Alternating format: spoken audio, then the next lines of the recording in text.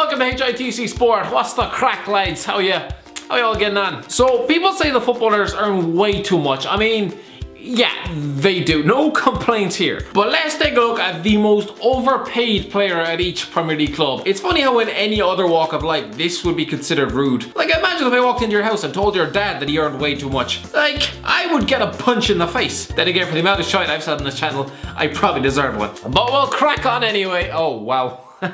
How ironic that my voice literally cracked on the word crack. Well, crack on anyway, and we'll have a look at the most overpaid players in the Premier League. Arsenal, Henrikh Mkhitaryan. So Henrikh Mkhitaryan is taking home £180,000 every week. How does that man sleep at night? Well, probably wrapped in golden bed sheets and drowned in a sea of Armenian supermodels, despite the fact he looks like a middle-aged librarian from Coventry. Mkhitaryan has improved slightly at Arsenal, but to be honest, he just looks like another player whose career Jose Mourinho has shoved into a blender. Now he's back on another bench at Arsenal, comforted by a massive pay package. And Bournemouth, Jermaine Defoe. Remember when Jermaine Defoe left Sunderland last year on a free transfer after scoring 15 goals from that season? Suddenly he was the most lucrative free agent in football. After Zlatan. Bournemouth were going to offer him £100,000 in wages. A house, a dog, a new car called Sparky, a new wife and kids. Anything. Except no, that was all bollocks. It was all according to the papers. It was mainly the sort, I say paper, I mean it was mainly the sort of paper you put on a par with the type that you use to wipe your arse. The type of newspaper where the journalist's job credentials are scribbled in crayon on the back of a KFC menu. Defoe is not 100,000k a week, alright? That is mental. Nothing even close to that. He is on 65k a week though, which is still a lot. And has scored 4 goals in 30 games for the club. Lads, get him off the wage bill in January. This is probably when he should have signed for Toronto, not 6 months before a World Cup. Brighton, Jurgen Locadia. Jurgen Locadia earns 15 grand a week more than Glenn Murray. I mean, I think that's really all that needs to be said. He scored 62 goals for PSV, but for Brighton he has looked so poor. I mean, 45,000 a week? No, for a club like Brighton that is too much. Burnley, Tom Heaton. Burnley have one of the lowest wage bills in the league, so how they finished 7th last year, I don't have a clue. Up until his injury at the start of last season, Tom Heaton was their number 1, so being one of the best paid players at that club on 35 grand a week, it makes sense. But he did get the injury, and Joe Hart is the number 1 now, and he's played 4 league games since 2017. Make your own minds up, lads. Cardiff City, Harry Arter. Cardiff City do not pay players big money. They just don't. So who am I gonna say? Sol Bamba? Oh no, Sol, you earn far too much on 9 grand a week. Christ above, if anyone from Chelsea earned 9 grand a week, they'd probably shoot themselves in the face. Harry Arter is currently on 40 grand a week. I'd say half of that is subsidized by Bournemouth, where he's on loan from. I mean, yeah, he's a decent enough player, but apparently he's too scared to play for Ireland after getting shouted at once. Chelsea, Cesc Fabregas. Cesc Fabregas earns £156,000 a week. Oh god. This is a man who has played as many minutes of Premier League football this season as Danny f***ing Drinkwater. Like, he was a great... He was a great player in his heyday, but careers are sort of like drinking sessions. If you start too early, it's only natural you're going to be one of the first to burn out. Considering Cesc was playing for Arsenal at 16, that's effectively like downing whiskey shots at 9 AM in the f***ing morning. So it's only natural he's now puking up his ring at 10 PM, or in other words, ready for the MLS. That was probably a terrible analogy, and completely inappropriate for an audience which mostly consists of teenagers. Use a condom, kids. Don't use empty crisp packets. Just don't do it. Crystal Palace, Christian Benteke. So Christian Benteke earns £120,000 a week. So you think that'll be enough to fork out for a manual on how to score a fucking goal or two? When Benteke was at Aston Villa, he was great. You know, prolific in the box, about as dangerous as Bill Cosby on Tinder. And nowadays though, he's just this limp, flaccid excuse of a centre forward. He's about as threatening as that tree stump outside. £120,000 a week for a striker. Allergic to goals. Like 3 goals in the last 34 games. That's a joke. Everton, Morgan Schneiderlin. To be fair to Morgan Schneiderlin, he's not as bad at Everton as he was at Manchester United.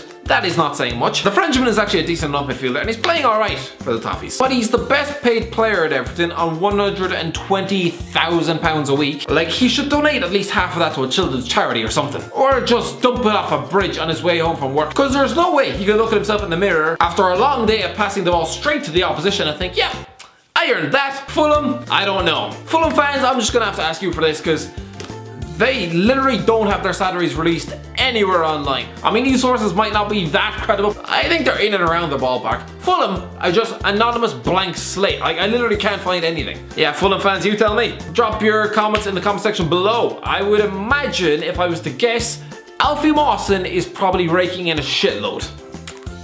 Huddersfield, Alex Pritchard.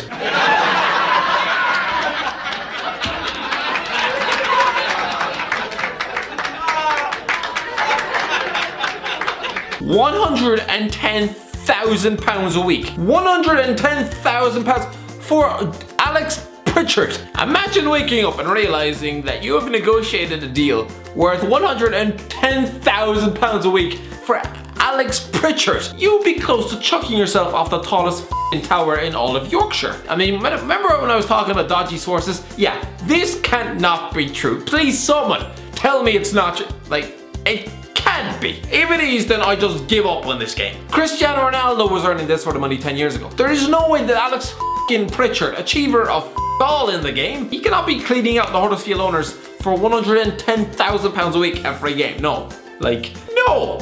I refuse to believe it. It's true, isn't it? Leicester City, Adrien Silva. Adrien Silva actually agreed to a 22 million switch from Sporting Lisbon to Leicester City over a year ago. Took him until January to actually sign. What was all the fuss about, lads? He is just a midfielder struggling to adjust to England, all the while shoveling 80,000 big ones into his pocket every week. At the moment, he is the second highest paid player at the club and has done nothing to warrant it. He's only behind Jamie Vardy in the stakes, who fair enough takes home 100k a week, but still looks like he spends most weekends dumped outside the train station, selling his body for a home-cooked meal. Liverpool, Fabinho. Okay, maybe it's not fair to judge this fella so soon because he's only been here about 5 minutes. But not only did Fabinho cost Liverpool 40 million, but they're paying him £130,000 a week, and he's not even getting on the pitch. He hasn't even played a single minute of Premier League football yet. £130,000 a week for a bench warmer. Jesus Christ, lads, sort it out. Man City, Riyad Mahrez. No wonder Riyad Mahrez looks so happy to sign for Man City. Christ, wouldn't you? I mean, you no longer have to play in front of Danny Simpson for 90 minutes. You get paid 200 grand a week and you don't really have to do much. Honestly, so far it just looks like such an easy gig for Mahrez, considering he's just been on the bench for the first few months of the season. 200 grand for a bench warmer. No wonder Raheem Sterling's kicking up a fuss when he gets paid less than that and he scores nearly every week. Man United, Alexis Sanchez. Paul Pogba, you're a lucky man that Alexis Sanchez takes his place on this list and not you. Honestly, I had a few to choose from, but £315,000 a week. He's going to be 13 2 months. He's not improving. Anything, he's getting worse. A lot worse. 3 goals in 24 games. The man earns more than $1 million every 3 weeks. He literally becomes a new millionaire every month for being bad at his job. Newcastle, Christian Atsu. £30,000 a week for Christian Atsu. That's not even a tenth of what Sanchez earns, and it's still too much. Look, I know it's not a lot, but look, if I was getting paid 30 grand a week, you're damn right I'd spend about 7 hours at least trying to practice how to cross a f***ing ball. You're getting paid 30 grand a week and you still can't put a cross into the f***ing box. Southampton, Manolo Gabbiadini. Remember when Manolo Gabbiadini first arrived in England a couple of years ago? Got off to a decent start and everyone thought he was the next big thing. He's not. He's not at all. No, the man just looks like a postman dragged in off the street. And Jesus Christ, his first touch is enough to induce nightmares. And 5 goals in his last 39 games. Like 80 grand a week for that. Tottenham, MOUSSA SISSOKO. If there's a weakness in Mauricio Pochettino's management, probably the transfer market, lads. As evidenced by chucking £30 million and 95 grand a week at the perennially useless MOUSSA SISSOKO. For Christ's sake, Stevie Wonder could have seen how terrible the Frenchman was in his last season at Newcastle, showing about as much fight for that club as a dying pigeon. Just like Wijnaldum, he woke up for the last game against Spurs and played a few decent games at the Euros to put himself in the shop window and then just stopped trying as soon as he got that big contract at Spurs. Watford, Daryl Janmaat. Another player went sailing into the championship with Newcastle without a care in the world. Daryl Janmaat hasn't exactly pulled up any trees at Watford either. Prone to lapses in concentration, is he worth the 45 grand a week? I mean, for a club like Watford, West Ham, Javier Hernandez. Javier Hernandez agent deserves a knighthood. I mean, I know that the lads in charge of West Ham are as mad as badgers, but still. Managing to convince them to part with 140 grand a week for a striker when they're closer to relegation than Europe, it's madness. Yes, he's Mexico's all-time record goal scorer, and he's proven at the top level, but he struggles as the lone striker. He scored 9 goals in 38 games for the Hammers. For 140 grand a week, you'd be expecting 20 goals a season. He is one of the best paid strikers in England. That is mental. Wolves, nobody. The thing with Wolves, they're playing so well right now, and they played so well last season. It would actually just be unfair. It would just be unfair for me to pick anyone out of that squad. I don't think anyone there is overpaid. If anything, They're all underpaid. But hey, maybe I'm wrong. Wolves fans, again, let me know in the comment section below. Anyway, that is the video. That was just a quick video I did today, lads. Let me know, do you agree? Do you disagree? Let me know in the comment section below. If you want to follow me on Instagram and Twitter, links are right there. As always, I'll talk to you in a while.